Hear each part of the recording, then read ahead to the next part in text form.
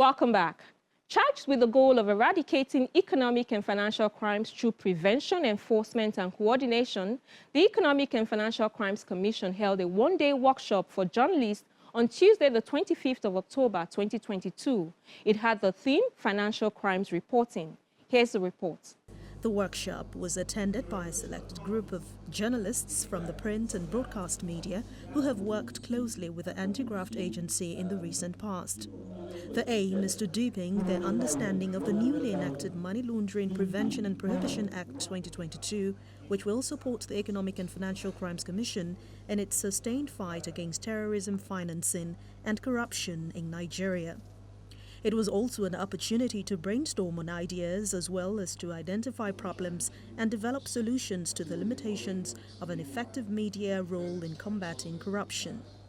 The Lagos Zonal Commander of EFCC, Ahmed Gali, standing in for the Executive Chairman of the EFCC, Abdulrasheed Bawa, commended the efforts of the media and charged them to brace up for more work ahead. The EFCC would like to see greater collaboration and information sharing between the media and the Commission.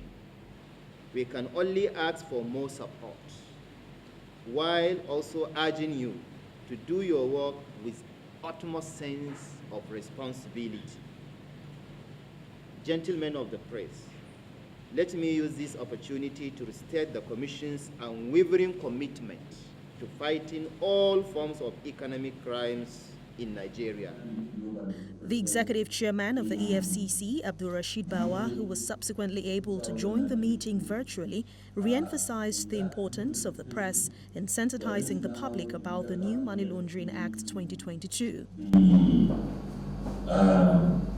Special Control Unit against Money Laundering, which is now domiciled in the EFCC. The work of the Special Control Unit against Money Laundering is to ensure compliance with the provisions of money laundering as it relates to non-designated professions and businesses in our country. By that, summarily, we are talking about entities like the car dealers, dealers in precious stones, tax consultants, accountants, legal practitioners, those in the construction industry, real estate agents, etc., etc.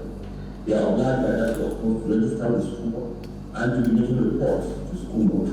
Now, the whole idea of it and the rationale behind it is the fact that in our country, like in other countries around the world, these entities tend to be seen as the gatekeepers of money laundering. People use their avenues to launder the proceeds of crime.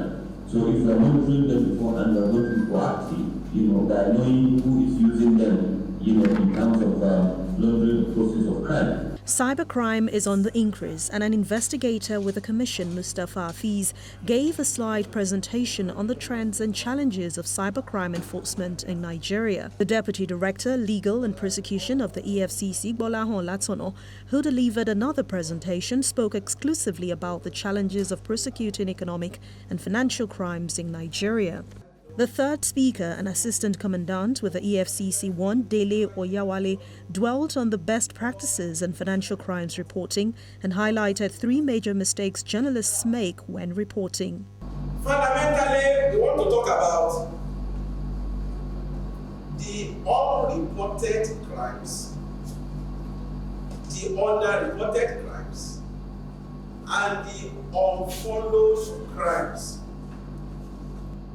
Financial journalists are expected to be several miles ahead of the law enforcement agency in their reporting, in their analysis, in their investigation, in their in-depth presentation of what is happening in the financial space.